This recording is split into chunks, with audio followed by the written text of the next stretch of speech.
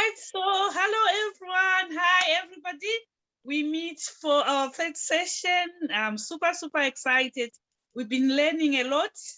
And last week it was all about healing, healing from past things that happened from our childhood, maybe up to our adulthood. Does anyone want to summarize or say what we really spoke about last week?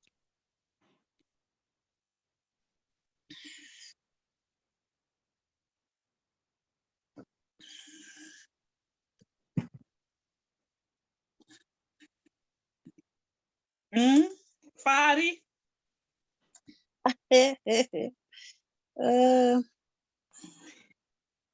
Well, I remember that the main things I remember is that if you don't seek healing first, you're gonna take around whatever toxicity that's within you into relationships. And another thing I remember was that it is possible to work relationships if you're of two different types of people. What's the word? Like say if you're an avoidant and what's the other one? And avoided that anxiety, anxious one, the one that wants to be loved. Yeah. If you understand what types of people you are, it's possible to make it work, but it's not easy, especially for the one that likes the love a lot, that likes attention, that likes, to maybe that's that likes a lot of support when there's like say a disagreement. It's difficult because the two opposings will want to deal with that disagreement differently. It makes it very tricky and very difficult. But if you understand and you're able to communicate, I think communication was a key thing that was said. If you're able to communicate appropriately, maybe you can work things out, but it's not easy. So I guess the value of knowing what type of a person you are will kind of help you when you're deciding who to get into a relationship with. Yeah, thank you so much, Fari. Yes, that's what I also got. But the other thing that I also got was the cultural aspect, how our culture affects what we become as women, what we become as wives and as mothers. And especially our Zimbabwean culture is very much on building perfect women for imperfect men. That's how I look at it, where there's so much drilling of from when you are young, you should be able to cook like this for your husband. You should be doing that tin stuff for your husband. You should be doing this for your husband. But you know,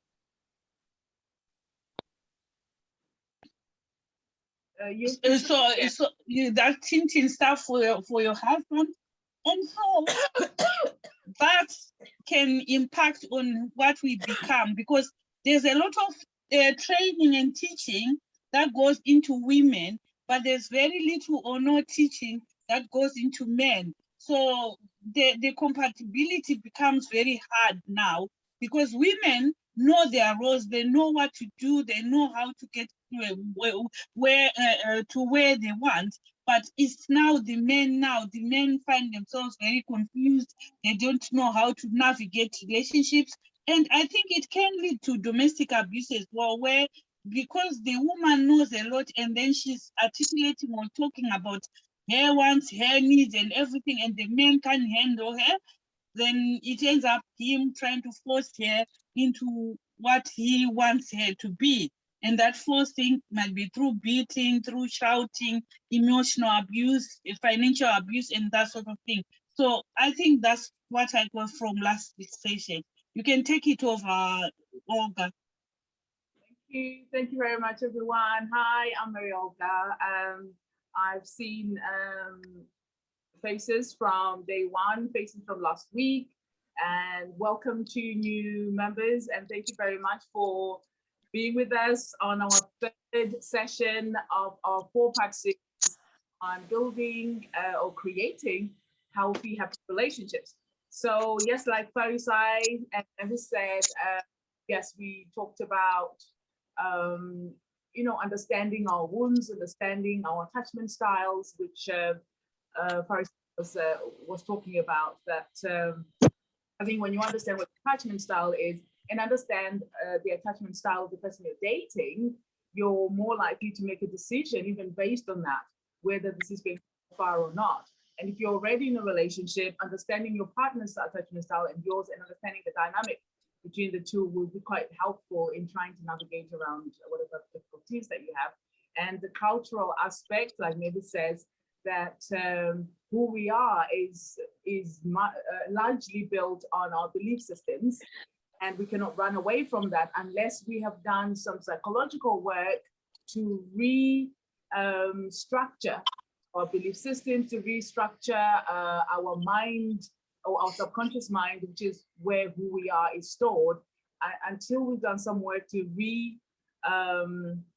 reframe what's in there, including our belief systems, having new belief systems, keeping the ones that are not helpful, keeping the ones that are helpful and probably tweaking the ones that are unhelpful, and sometimes doing away completely some of the beliefs that we have, especially if they are damaging to our sense of self or damaging in our relationships. So yes, thank you very much for that recap, Farisai and Davis. So today is our third, like I've said, yes, I'm Mary Olga. I am an emotional transformational coach as well as a relations coach. And for relations, I don't just focus on the relationship that you have with the spouse. I focus on the relationship you have with everybody in your life, but starting with the relationship that you have with yourself. So you'll see that what we've been going on here is about starting to go inwards and starting to know the self, right? Because when the self is okay, you're most likely to attract other relationships that are going to be positive or that are going to be okay, not just in a romantic sense, but in all aspects of life. So today we are going to be, our session is oh, sorry, I'll let Mavis introduce the session today. Thank you. No, I don't even know what are we talking about today. Today we talking about how not perfect, how healthy relationships look. Right? How healthy relationships look. Yes. Yes, and sometimes people are never modeled. They've never seen a healthy relationship. They've never seen anyone who don't think modeled a healthy relationship with themselves, for themselves in their childhood, in their family, even on TV or wherever. So if people want to volunteer, unmute and then just let me know what you think a healthy relationship looks like. Please. Just in the form of an introduction, Olga, I'm thinking is something that I'm thinking is really affecting our young generation. This portrayal of a healthy relationship or a happy relationship.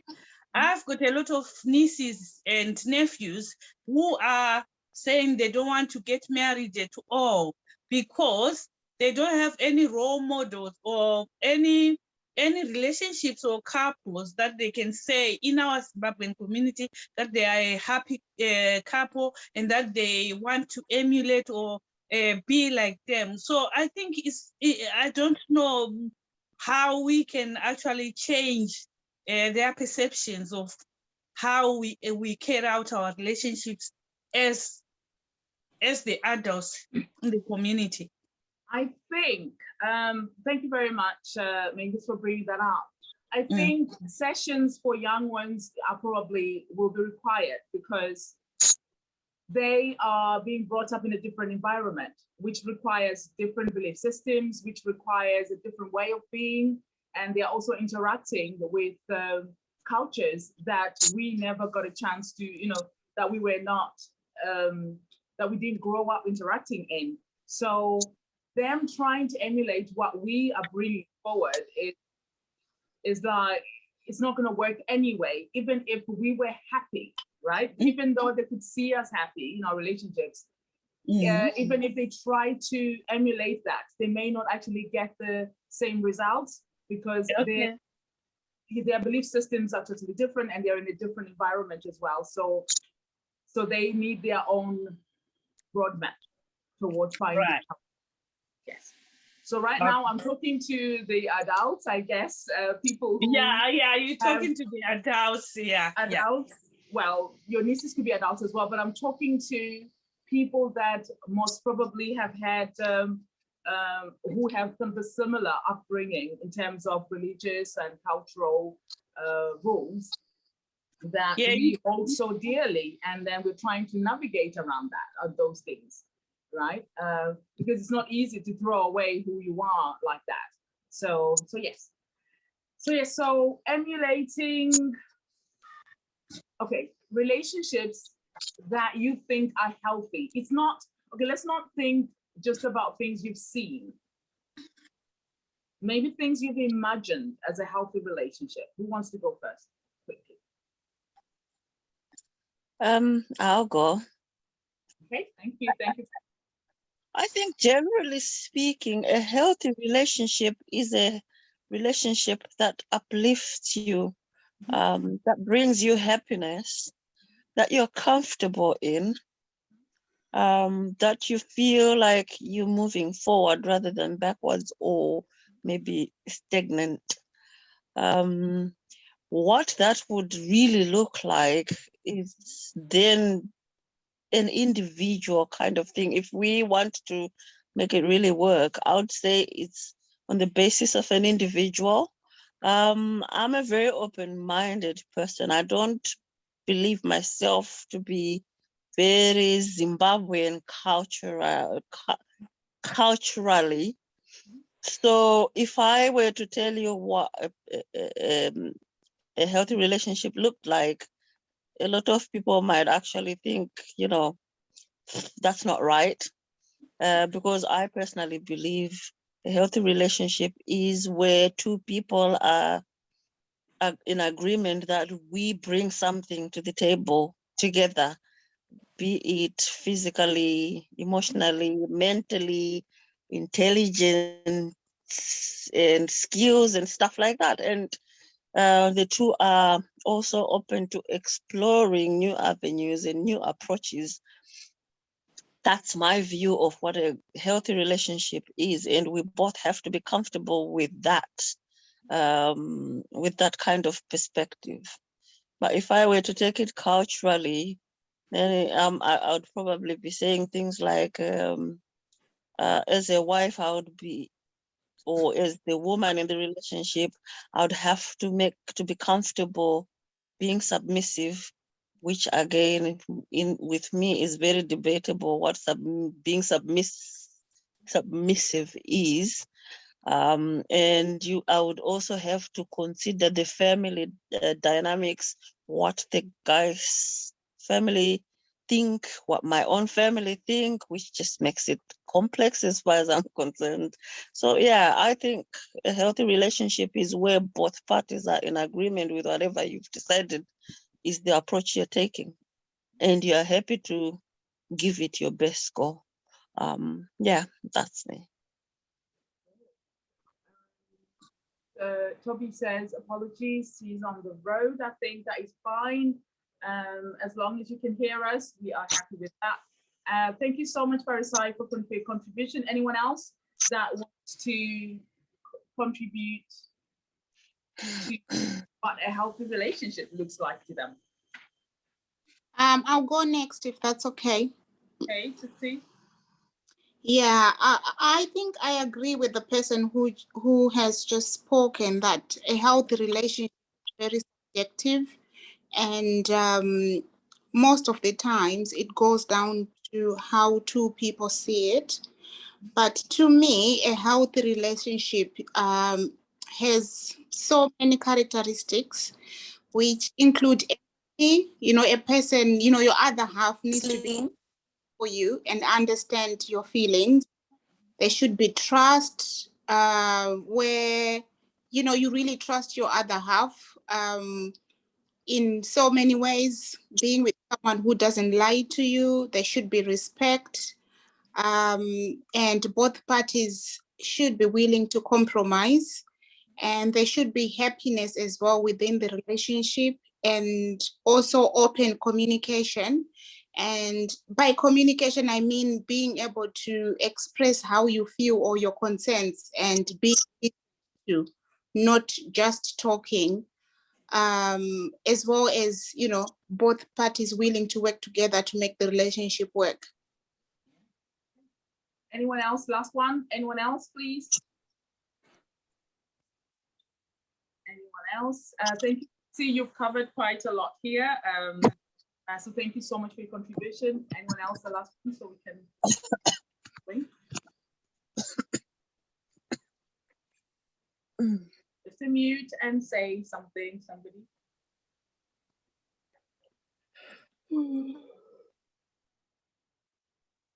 Mavis, do you want What to? were you saying? No, I was saying the last person contributing, please. What does a healthy relationship mean to you, or how does it look like? I think Farisa and Siti have actually spoken for all of us. I think they've covered almost everything. Okay. All right then. So thank you so much for your contribution. Yes, it's true. A healthy relationship is subjective, right? It is what you make it out to be. It is based on how you feel. And so what you need to be working towards is being peaceful at most times in that relationship. And what leads to you feeling peaceful in your relationship is different to what the other person will find peaceful. As you can remember from our last sessions, we said, depending on what dynamic you're in, a love addict and a love addict will yield a different set of dynamics, and the peace in there will be different to if you were with an avoidant and you're a love addict, or if you were with a dual and you're a love addict, or if, so the dynamics of the relationship are dependent on various things as well, not just your attachment style, but your personalities, your values, where you're going, and how much love you have for each other as well. And it's so it is about how peaceful the relationship is. So what are you willing to do to maintain that peace? To maintain that peace will result in what will be a healthy relationship. And that will look different from one relationship to another, not just somebody else's relationship. Sorry, Elsie lost her network. Sorry, welcome back. So it will look different, not just from the next couple, but when you go to the next relationship as well. Your relationship and what's healthy for that relationship is going to be different as well, because of how the other person is showing up to you. So the best thing for one to do is, before you go into a relationship, is to know what what you want really, what you want for a relationship. Because when we wait for the relationship to dictate or to just kind of unravel itself, we are like a lost sheep at sea. We'll never get anywhere, right? Like, for instance, if you're somebody who for commitment, if you are very open and liberal and you don't want to get married, or you're not bothered whether they get married or not, right? That is okay, right? So that goes back again to our belief systems, where we are drummed to believe that getting married is the highest level of achievement and self-esteem and self-worth, is the highest ladder, right? So why wouldn't our brain work hard to get that, right? So that becomes our destination, because we're so drummed into thinking that is the highest level of everything, right? But the highest level of everything it may be, but it does not bring you peace and happiness. It's not because it doesn't guarantee you, right? In fact, being married actually takes away a lot of your peace. And especially if you don't know who you are and the other person also don't know who they are, and and these clashes continue to happen because of not knowing who we are and what we want even. So yes, so we need to know who we are. We need to know where we're going and what we want in a relationship before we even start. So women especially, we have this tendency of when we're going on dates, we are so anxious and worried if that man is going to like us, right? So that needs to be scraped from our belief system. When you go on a date, you want to be thinking about the list that you've made. I know people say don't make lists. Have a list of what you want in a man.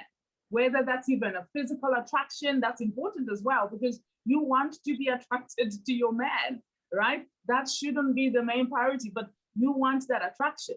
So, but the attraction also comes with character, with other things, but have that in paper. How do you want that man to show up? And even on the first date, people will start showing themselves, right? But if you're busy concentrating on whether you are likable to this person, you're going to miss out on a lot, right? You're going to miss out on a lot because that man is going to communicate a lot of himself to you, even in the first date, right? And the second date and the third. And you want to really be focusing on checking if he suits what you want. Because if we are really hyper focusing on whether he likes us, then we're going to miss a lot of red flags. And because we're women, we get so attached very easily. By the fourth date, oh my goodness, you're so in love. And then there's no stopping you there, you see. So everything else that you've ever been told, whether by family, whether by coaches, or whether by just listening to these quotes or whatever, it will go out of the window because you're already in love and you're seeing this relationship through what? Rose-colored glasses, and everything else becomes hopeless. And you're at the mercy of what? Of the relationship and where it's sailing to, right? Some people are lucky, some people are not, right? When you don't go in with a plan, be ready to fail, right? You need to know what you want, and you also need to communicate it as well. Whether you're looking for just a fun, good time, whether you want a companion, someone who raises their own kids and he's raising his own kids from wherever, or is she looking to be together, kind of blend the family and have kids. So all those things, they're really, really important. People leave it to chance, but you have to make sure that you know what you want, because you cannot then suddenly turn this, relationship into a healthy. You can, but it takes much harder work. Unlike if you went in, you had your cards open, and you say, so what do you want? Instead of you telling the man, don't tell the man first. Let him tell you what he's looking for. Because men are very crafty. A lot of the times, they will tell you what you want to hear based on what you've told them first. So go there and almost like get him to talk more so that you get to know him and know what he wants, right? Men are lucky, they pace themselves. So if they don't think you're the one, they will know you're not the one. They're not going to get too hooked on you if they know you're not the one. But we are the ones who have a problem, ladies, right? We will, when we like him, we make him the one. Whether he fits in what we wanted before we step into the relationship, it doesn't matter anymore. So we're trying to twist him into becoming the one. And then that's where the toxicity starts. And then our road to a healthy relationship starts crumbling, okay? So I have a very clean, short model that I've put up there. I'm not sure if it's clear, but I'll just say that. My light here is causing us to lose, a letter. Let me disable this a bit. Oh.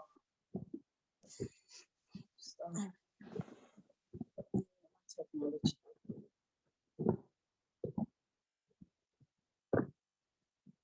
It's not working. Okay, so I call it the vehicle to a healthy relationship, and it's the car, right? So it's CAR. I like doing this. It just makes it easier for people to remember. CAR. C-A-R, okay? So car, right? And C is for communication, but I'll leave C for last, okay?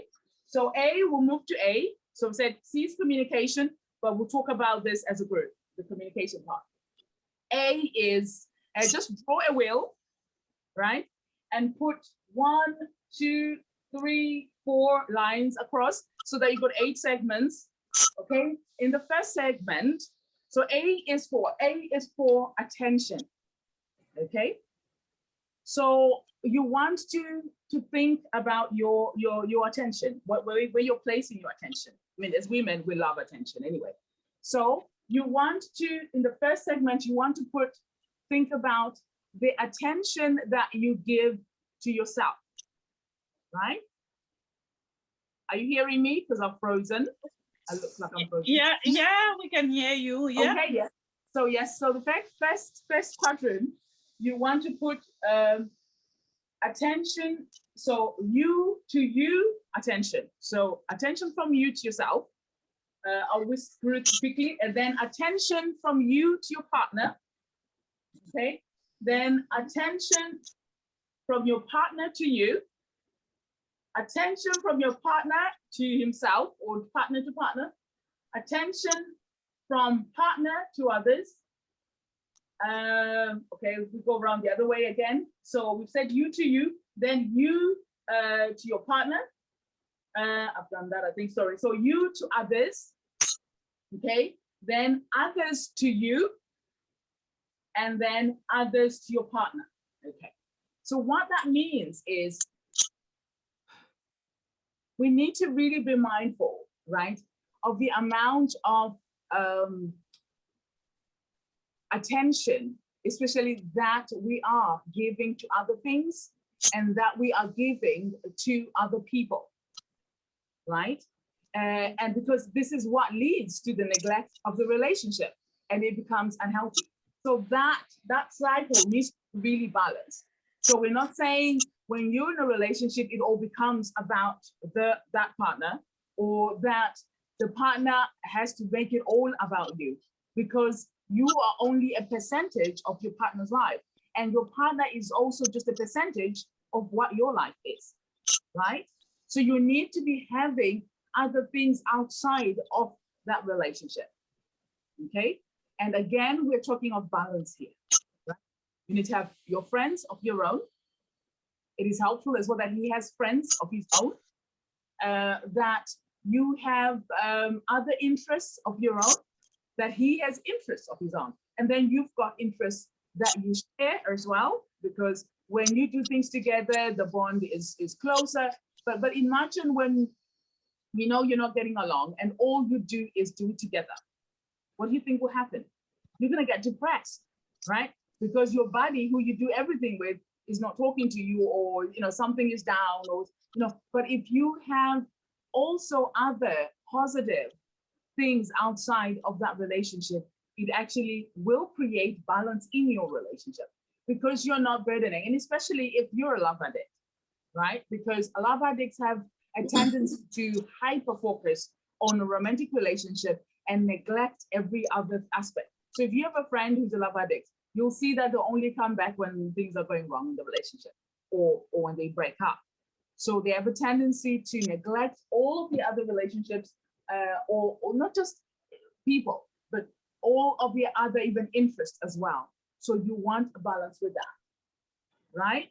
How that looks like, again, it is subjective. It's up to you how you do it. But if you just remember those 8 pieces and think, how much am I putting? So for instance, if I was doing kind of a coaching session with someone, we would be looking at percentages. How much are you giving that and that and that and that and that, right? Because when you are replenished from outside of the relationship by other things, right? When you show up back in the relationship, you're going to be more energized, more positive, you're going to be more okay. But if all you're doing is focusing and hyper focusing on the relationship, you either start burdening the other person, especially demanding that your needs, certain needs are met. Okay, so while we're still talking about needs, your partner meeting your needs, one partner cannot meet all of your needs. Again, that's something that we do, and that's something that then causes a lot of toxicity in our relationship, because, and sometimes we lose certain people because we are thinking they are not able to meet our needs, but they cannot meet all of your needs. Sometimes you are with a partner who's a good man or a good woman, but they are not emotional. I guess maybe because they are what of an avoidant attachment style. But they're good in all other aspects. The only thing is they cannot meet your emotional needs the way you want to. Then you can have other people meet those needs, right? So we should be open to be okay that maybe there's a friend who's got that kind of special ability to meet your emotional needs, and that is okay, right? And if your partner is not able, or maybe they're an introvert, or they're not into going out in excursions or going to like daredevil kind of activities, you shouldn't stop doing those things that you enjoy. You know, find friends that enjoy the same things. But I'm sure you've chosen your partner for other things. When we fall in love with people, there's something good about them. So if we then really enjoy those other aspects that they bring to the relationship, and whatever else that we are failing to give or to meet for us, we can get elsewhere and just be okay with that, right? So this notion of being a Proverbs, I don't know what, Proverbs what? Woman. Proverbs 1. Proverbs 31 woman. Yeah, this text Proverbs 31 woman is very damaging to us. That was our reading in church actually last weekend. So please stop trying to be Proverbs 31. And I think people have misread that that chapter apparently, or that whole verse. I'm not going too much into it, but when we try to do that, we overstretch ourselves. We become so drained that that person stops enjoying us, because we're trying too hard and too much beyond what we, as who we are capable of doing, right? So, and what we need to understand as well is who we are is not solid. It's not fixed. Tomorrow we can grow and be something different that we are not. And a lot of people always say, but that's not me. But that's not me. When did you last evaluate yourself? Because surely you're not somebody that you were 10 years ago. You've experienced those things. Your subconscious got different set of things in there that were not there 10 years ago that have altered who you are. So why are you hanging on to saying, I am this kind of person? So always get into the habit of regularly reviewing yourself so that you know where you're at and who you are, and be okay with wherever you're at. And sometimes you're even worse than you were 10 years ago, and that's okay. But just, you know, work towards being whatever it is that you want to be. So that is our A, attention, right? So again, if I was working with people, even though I'm using that model, what will be in there will be different from person to person, right? And what would constitute happy will be different. Other people need less from their partner, right? So the attention that they need from their partner, which is one from partner to you, the percentage will be very small, and they're happy with that. And it's healthy for them because that little percentage gives them peace, right? And then for another person, depending on what they want as well, they probably want 60% of whatever, attention and whatever. And again, that's what brings them peace.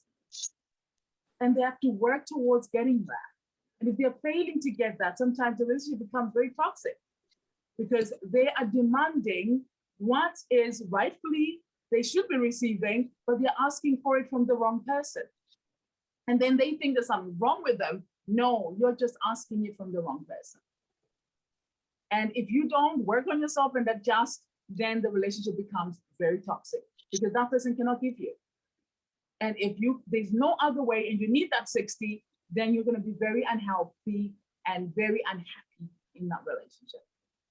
Yeah, so let's move on quickly. And then R is for respect.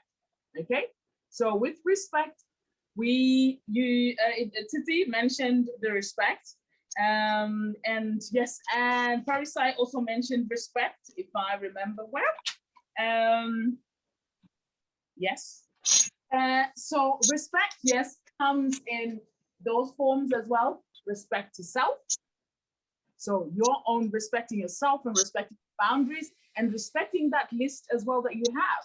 Because on your list, you've got negotiables and non-negotiables, things you're willing to overlook and things that you're not willing to overlook. So all those things. So be real and authentic to yourself and your needs and what you really want in a relationship. Yes. So, and respect those things that you want, right? Respect the things that you know you deserve and are due to you. Okay. So respect yourself.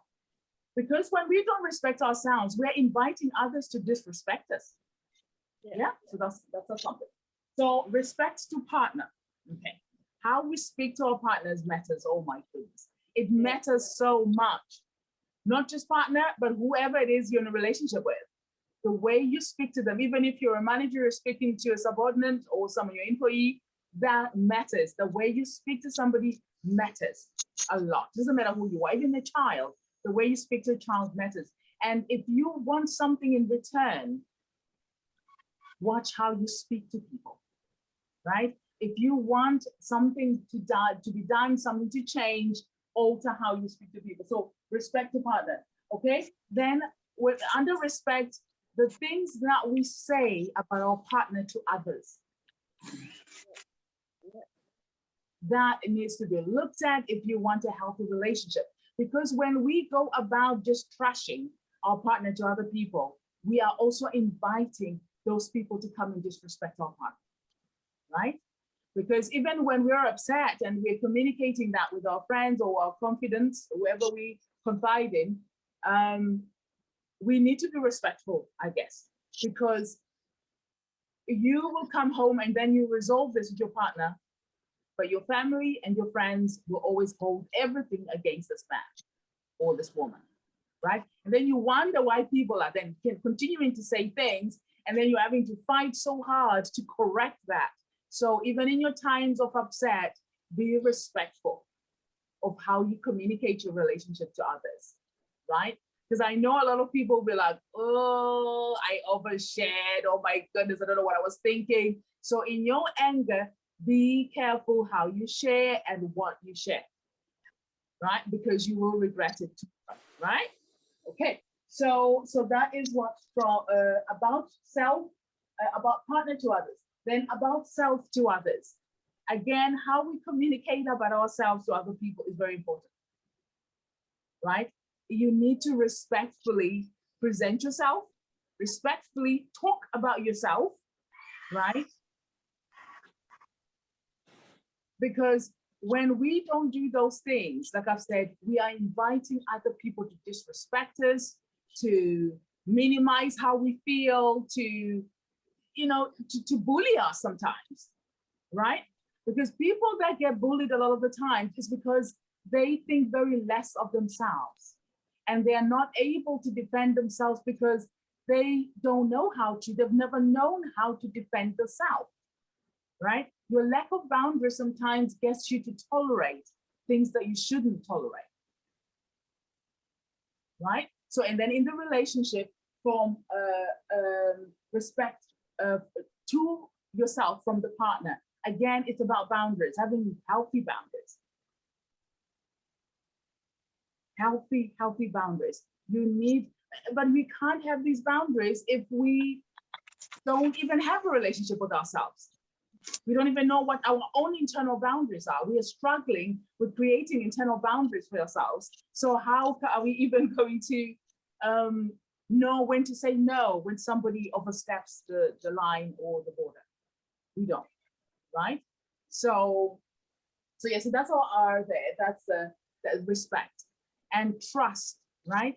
When people betray our trust, we should be able to communicate that, right? Silence does not communicate your needs because it leaves the other person to interpret whatever they want. Interpret whatever they want in those blank spaces that you've left for them. So ladies, do not ever use silence. Oh, silence is golden. If you're in a romantic relationship with somebody, silence is not golden at all. because that person will just think whatever they want to think. And usually whatever they're thinking benefits them while you're quiet. And you've achieved nothing, to be honest, okay? So let that not be your communication style. If you're being quiet because you just want solitude to think and calm down about things. But after your solitude, after your awareness, come back and communicate what your needs are, okay? So we'll go back to C.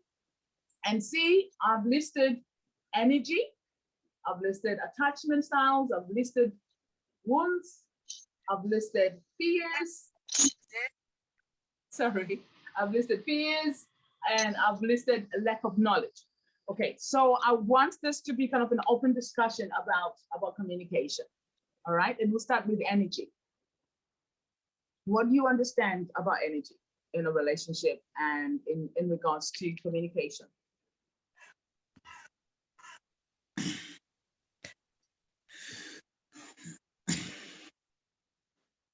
I think there are some people who are very aggressive with how they communicate whatever they want to communicate, such that you can tell when they are speaking that, you know, they are not very happy, and at times it makes the other person not want to speak at all. They can just go back into their shell because of the energy created there. Oh, thank you. Wonderful. That's amazing. Yes. So how we show up to a discussion or to a communicating table will determine the outcome, most likely straight away, right? When we come in, you know, when I was talking in the first session on attachment styles, and I was saying there is a secure attachment style, which I rarely talk about, people who are secure usually will come to that table with no anger, with not feeling inferior or superior or anything. They just come to just almost like with concern, like, you know, honey, this is happening. How can we deal with this, right? But from our woundedness and our unsecure attachments of the three, we're gonna show up there with, you know, with such energy that either that person is gonna take advantage of us because we are coming in, we're overly agreeable because we're a love addict and we just want peace. And by peace meaning we are shunning who we are or what we want in our needs in favor of just having this man to cling back on us or to carry on loving us, okay? Or if we are an avoidant, we are just so shut off, we got this wall that the other person even struggles to communicate whatever they want to communicate. And there's zero progress there. And then if you're a jewel and you're always on the attack, you just come guns blazing, oh, what have you done? And then you're kind of insulting this person, right? When you insult that person, they are going to either insult you back or avoid and walk away. And again, you're getting nothing. So there's not much that you're going to yield from that communication. And then energy as well comes in another part where all of us have got what's called the feminine energy and the masculine energy, right? Masculine energy is strong, aggressive, wants things done, wants to be in control. And feminine energy is soft. It's not a doormat soft, but it's almost nurturing, understanding, wanting to resolve almost, right? But in a very peaceful, fair way, right? So if you are someone who's always in their masculine energy, right? If you're a female who's always working in their boss lady masculine energy, and then you come into a relationship with that boss lady masculine energy, if you're dealing with a masculine man, that table where you're having that conversation is going to be two men, and that man will treat you like another man. And trust me, it doesn't always end well. So as females, we have the gift of actually moving more towards our feminine energy, where we can use our feminine energy as a persuasive tool to get our way, to get things done without actually being aggressive about it, right? And that is more, and especially masculine men or men who are always in the masculine will receive that better, and they'll get to do things, right? They'll get to do things for you. So in our culture, I think there's this thing that, oh, this is how you speak to the man and so on. There was, maybe they cannot articulate that in a kind of psychological way, but there was some sense in that this is how you speak to the man, and then this is how you get things done for you, right? Because there's something that is calming about the way, if you come with a non-attacking approach to a problem, that person is less likely to put a defensive barrier up, and they're more likely to listen instead of being defensive and walking away or kind of responding aggressively back at you. So it'd be nice if we are, especially if you know you're always in this boss lady mode, to always work on your softness. Oh my gosh. Hey, careful. Sorry. So, and then there's fears, right? Particularly, I want to speak about fear of what others are going to think. All right. I think you're. Right? There's someone who's on the call. Could you mute yourself? Very much? Let me try and mute. Okay. So fear of what others will think. That is such a joy snatcher. Okay. So I think we worry about what family members think, what friends think, what everybody else thinks about our relationship, right? Relationships start with you and then with the partner, right? And then the other people who Farisai mentioned, I don't know, in your relationship, you have to consider as well family, your family, that partner's family, and so on. But it starts with you guys, because you're the ones who spend 24/7 together, right? So when you are giving a lot of consideration, so it takes us back to that A, right? If your attention of what you consider, or in your negotiations in your house, if you are putting too much energy in what's mother-in-law gonna think, what's sister-in-law gonna think, what's so-and-so gonna think, then there's gonna be less of what you need and what your partner needs. And that's definitely not going to be to create a healthy relationship between yourselves, right? So that balance has got to be struck very well and nicely. Please, fear of what others should think should just be something that you need to work on every day. Otherwise, you will not be able to communicate your needs, right? Or your needs, even if you communicate them, they cannot be met because the partner has to consult whoever the other significant others are. Or if before you make a decision, if you have to consult some other people outside of your relationship, what do you think will happen? You're not able to meet the needs of your partner or the needs of your relationship. And again, that makes it unhealthy. Okay, but again, each relationship is different, but I would suggest fear of what others think actually damages a lot of relationships to become unhealthy. Okay, so wounds, we've talked about wounds last week. Your wounds need attention, especially if you're always triggered and you're always irritable and you're always upset, because how you respond in a communication is usually to do with your wounds. We get triggered when somebody comes and says, this is what I think you've done me wrong or whatever. But then we are blowing off, nothing gets resolved. So again, wounds need attention. Attachment styles, I won't go into there. The dynamics between the attachment styles that I've mentioned in the past weeks play a big part in your communication. Sorry, people that have not been in there, I would suggest that if you're not in the group, please send your number to Mavis. We'll put you in the group. There are links in there for the old videos. Then you understand what dynamics plays what, depending on your attachment style, and that's important. And then lack of knowledge, just not knowing who you are and not getting time to know who your partner is. What is their love language, right? Or what is their resolve language, right? So I always say to people, until you understand how your partner becomes mad, you've not known him. You want to know him, especially people that get married or that live together, please let him be mad first before you see him, right? Then you'll start knowing who he is. And again, before he even gets to the point where he's mad and is lashing out or whatever it is that he does when he's crazy and mad, you want to know what his care plan is. Yeah, that's very vital. Before you get to a point where you're seeing these things play out, you want to know what the care plan is. Honey, if you're mad, how do you want me to how do you want me to respond to that? How do you want me to cuddle you? Do you want me to leave you alone? And when you say you want your space, how long do you want it?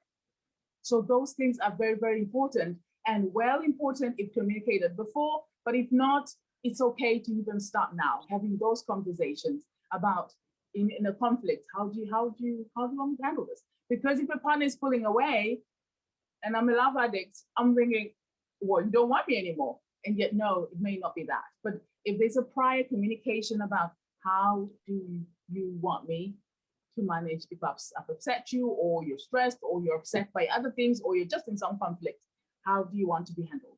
It's very, very important to know, right? Thank you very much. I don't know if there's anything else that anyone wants to add. Yes, so before everyone starts talking, I've seen some new people who've attended the session. So if you can write your numbers in the chat there, so that I can add you to the group, and also just so I can communicate with you after the meeting. I saw a comment there, right. A comment from Veronica. Thank you so much for the invite and informative session. Really appreciate it. I have to drop off. Okay, thank you, Veronica. So any comments, guys? Any comments, any questions to Olga, or anything that you've discovered about yourself? Yeah, Toby, you wanted to say something? Yes, Toby. Yeah, thanks very much once again. As I said, I'm on the road. I've just packed up.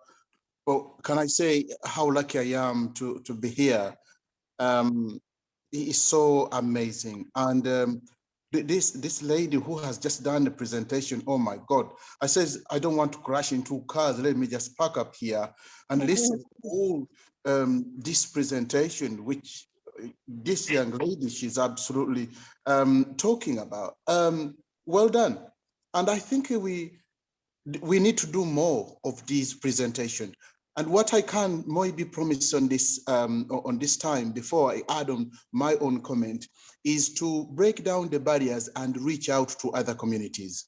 I will speak to the president of the Ahmadiyya Muslim Women Association, whom I have the right-hand side, that is Wolverhampton. And it will be very nice to do such a joint event with all of those women and other men. In fact, it will be amazing. So first of all, I want to praise the presentation. Oh. And just to add on, everybody in our environment, relationship is something which absolutely needs to see revise and see how we can maintain that relationship.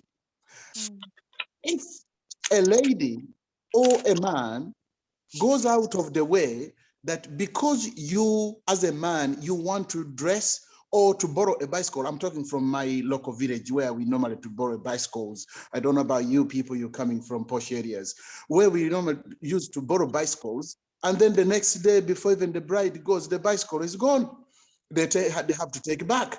So I think it's important to be who you are. And that lady, she has just mentioned, don't pretend to be what you are not, because in the next few hours or days or weeks or months, the reality starts kicking in, because you don't want somebody to start asking, oh, wow, we had this expensive car on the wedding. Where is it? It's not yours.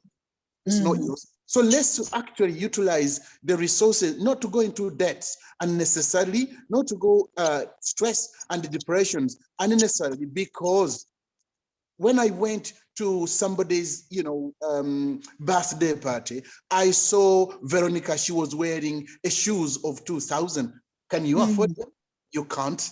So why don't you actually stay in the measure where you can reach? So I think I don't want to go over and over and over. But one last thing I want to say to my sisters, and perhaps with brothers, those who are in the background. I will start with my sisters. do not dress to impress only because of a man, because I want, oh, you know what, I want to prove them wrong. You are not proving anyone wrong, because at the end of the day, you end up reaching to the level where you cannot take that pressure anymore. And for the men who want to force women, and this I'm talking from religious point of view, where we have had issues about FGM. Oh, because I cannot get pressure because she's not circumcised, I want to cut her off. Or I want her, you know, I want your ears to have a big, big hole like this. Or I want your nose to be cut off like this. Why is it you're telling her? Maybe supposing she tells you. I think we need to look into these things, but not to waste other people's very important contributions. Well done for the organizers and the presenter, somebody who presented. I might have missed a lot in the beginning. Well done, well done. Continue doing this. I think we can have a healthy relationship if we understand our level, we understand our line. I liked the word, I think she mentioned the word line as well. Quickly, to use the word garment. Sometimes we go out of the way, but by quoting religious scriptures, it says on the side, which I do understand, that a lady is a garment to the man and a man is a garment to the lady. It does not about saying, oh, where's the blanket? Can you please put on my head? Oh, where's this? No. Meaning that if you know something which you can rectify with your partner, and I'm not talking about the bruise, he hit me, you know, even my grandmom, he said if the husband does not hit you, he doesn't love you. What a nonsense. Is that right? So I'm not talking about that. I'm talking about that there's something which you can discuss with your partner or your husband, whatever it is, it could be, rather than going on the air. Oh my goodness. This time I don't know what he did. Everybody wants to know, what did he do? And then in actual sense, it's not something that you want to share to feel that other people should know, but you want to go as far as sharing something which you shared in the bed. Is it essential? Really? Oh yeah, these days is a freedom. I don't think that is a freedom.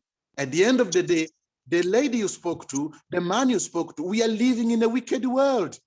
You don't know who says he's laughing and is actually saying that, oh, you're my sister, you're my brother, is the same person who will go around and break your relationship. Thank you very much, everyone. Brothers and sisters, those online for today. Thank you very much. Thank you, Toby, for your contribution and your kind words. Thank you very much. Thank you. Thank you so much, Toby, for what you said. And I think I like the idea of actually bringing women from different cultures and then having this workshop. Who's that? There's someone who's got yeah, I think so. I think what I'm gonna do, I'm gonna apply for more funding so that we can continue with these conversations after next week, and then like we can plan to also meet women from other cultures, women and men from other cultures, go outside our African culture, maybe have Asian men and women, Caribbean men and women, so that we can continue to have these conversations. I'm really, really appreciative of what you said, Olga, and I think the work needs to continue. Don't forget the young people as well. They need their own time and platform to make the relationship ready. Okay, right, yeah. So yeah, the thing is, because we have always worked with adults, it is my wish that Power of the Mind should also have a youth section. So I think I need to look at that and get funding for the younger generation and that sort of thing, so we can do stuff with the younger generation. I think that's another area that we need to work on as an organization. But yeah, I'm super happy. This has been an eye opener to me. I don't know about everyone else. Any other comments? Kathleen Mahuto is got her hand up. Yes, Kathleen, did you want to say something, my sister? Please. Thank you, Mavis, and thank you, the presenter, for such an informative session today. It does make us realize our weaknesses, our PowerPoints, and everything it does, really. Because when you are in a relationship, it's something that is a give and take situation where you take some, you swallow some, you spit some.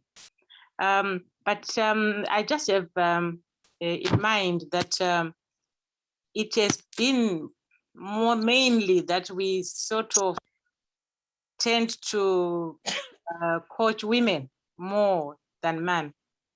Hence, the men themselves, they do not recognize their role within the community or within their women as well.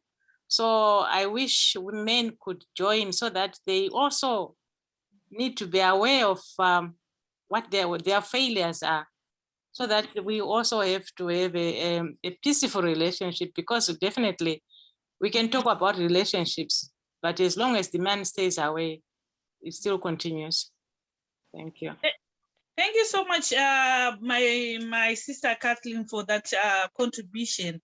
So last week I went on my Facebook page and I asked that same question. I asked the men that, you know what, you men, you're not coming to our sessions, you're not contributing anything.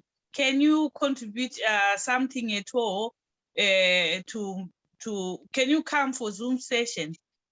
There were several reasons why they said they don't want to come. They said that Zimbabwean women, you bash men. When we come, they're gonna call us Abero, Giribeti, Anzana, Chinese, they said Mashurugwi, and that sort of thing. The Zimbabwean women, you don't know how to converse with us. Like, you know, sit there, talk in a mature way. All the time you're just bashing us, and you are not, you don't treat us with respect. So that's what the men said. They said, we are never gonna come there until you start respecting us and not labeling us as an Abero, as an Agribeti, and as an Mashrugi, and whatever derogatory names you are giving them. So that's where it is. I don't know. I think maybe we need to tone down, or I don't know how to solve this one. Fari, you wanted to say something? Yeah, I was just, am I muted? No, yeah, no, I can hear you. Okay. I was going to say, to a certain extent, I think it is true. But I think where it comes from will not be addressed. If they say we will not come and attend, it's like a stalemate. And then my question that you can put back to them is, if we don't meet somewhere and have a conversation about this, then what women are you going to ask out? What women are you going to marry? Because you're going to stay away. We will keep bashing. One thing I've noticed is we bash men in our women groups. You know, we're calling men, it's true, we're calling men dogs, we're calling men mashurugwi, we're calling men maborangoma and all these things among ourselves. They get to hear it, but unless we come together and say, it's just like any disagreement you have. Let's say we narrow it down to a relationship between me and my boyfriend. If he does not come out with it and say, Fari, you are always bashing me, that's why I do A, B, C, D, I will not know. And that silence, like Mary Oga said, it will leave me to make assumptions. So I might then conclude that, well, even if I call him a dog, he doesn't care because he does not respond. So I think maybe if we say we are having this like discussion that we've been having this 3 weeks, 4 weeks we're going to have, if we agree that we're going to have open conversation and make, what do you call it? House rules that there's not going to be any bashing. We are going to respect each other's views, have open conversation so that we might know what they feel, what they think, and why they act the way they act. I mean, I listened to Brother Toby just now, and I was thinking he was able to articulate a lot of things point blank, straight to the point. Whereas if I were to say exactly what he was saying as a woman, I probably would have gone round and round in circles. And the only way I can change if I get to hear more of that kind of talk from men, I can then adjust myself that way. But if they are saying, oh, because you do this, we will not come at all, it's a stalemate, and we don't go anywhere with stalemates.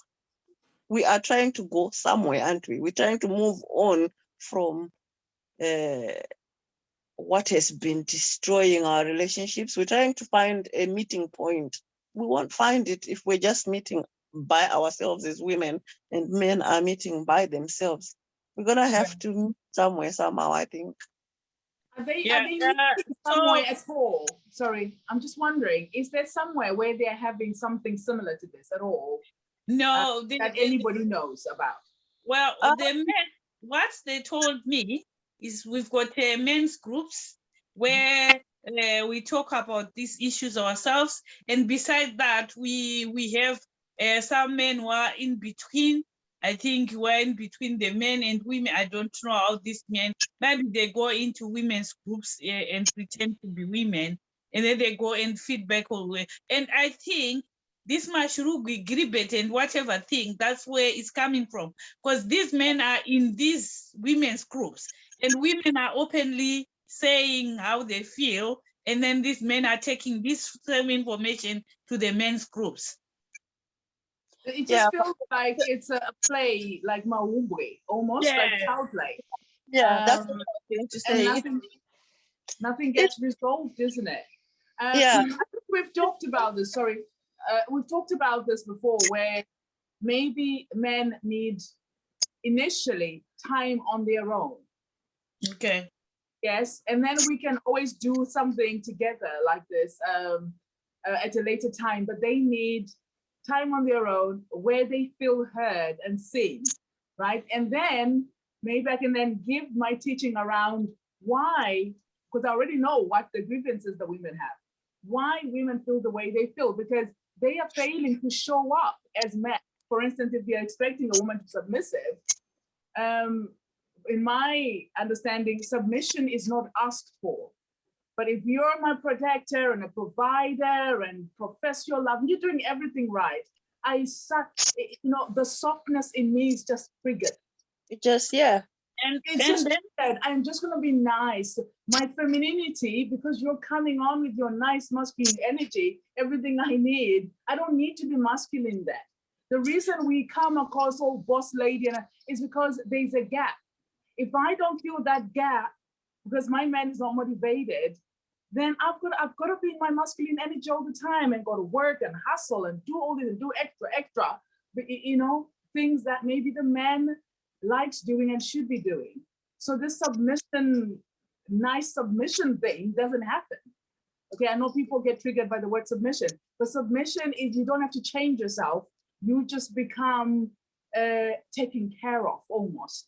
You are okay. Doesn't mean you're not working, but you are, because the man is naturally stronger for that reason. Like men's bodies are stronger, they need more calories. They were designed in that way to be more in their masculine energy. As women, when we go doing those things that men should be doing, we get tired very quickly because our bodies are not designed to do that. Our bodies and minds were meant to be nurturing and listening and, just doing beautiful things.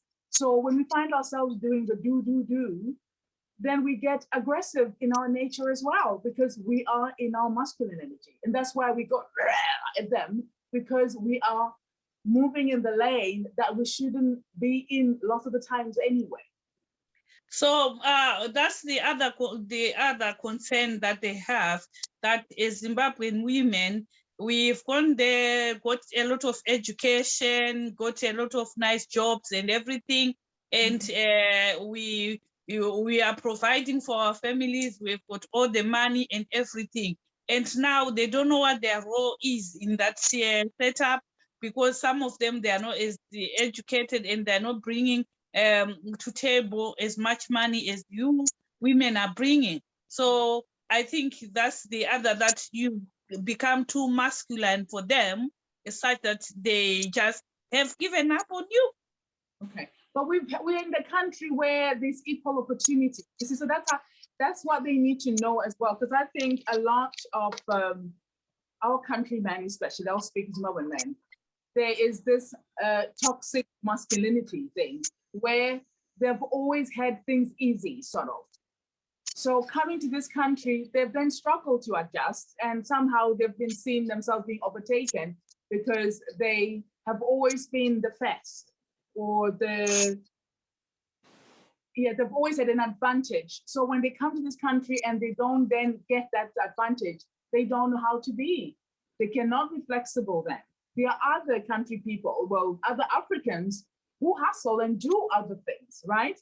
The opportunities are there for everyone to do. So I guess would have to be meeting them and seeing what's stopping them from doing more than the woman for them to feel the masculine that they are trying to be. Right. Yeah. So Toby wants to say something more. Let's give Toby a chance, and then we can come back to any more women. Toby, you can say what you wanted to say. Yeah, I think his sister just covered it in her comments, which she has just made. One thing I wanted to just to add, of course, myself, I'm a new to this group. First, the group, I know you have the aims and objective, which is great. But what I would do also advise is that our aim should not be only particularly, it brings me back again, of integration, of having a wider vision than just particularly to Zimbabwe men and Zimbabwe women, which is great. That is, if that is the aims and objective, fantastic. But no, if we are looking the outside of this, or outside and a bigger vision, then we should be thinking, how can we as who are here be the ambassador to reach out and invite or speak to those individuals who are able, because I agree with everyone that we need to find a platform, and the platform is not to blame who has done what. The fact of the matter is, I'll just turn off this call. The fact of the matter is, we as Africans, it doesn't matter, you're from Zimbabwe, Uganda, wherever it is, whatever country you come from, the word I love you, it always was very, very difficult to come from our mouths. And I can't remember my dad saying to my mom that I love you. I don't think so. Whether in their own language or not, I don't think so. So these things, I think we need to see, how can we coach our tongue? It means giving up our ego, giving up our so-called culture. Oh, I am from this lineage. Don't you know that my grandparent was the one who was the governor of that village? I don't know about these things, maybe it could be in Zimbabwe or not, but these things always happen.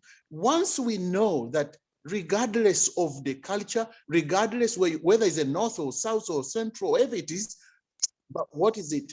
Is it in that relationship? What do you want to get out of that relationship? It is what the beautiful sister has mentioned. Do the research, revise what you want before you can put your 2 foot inside.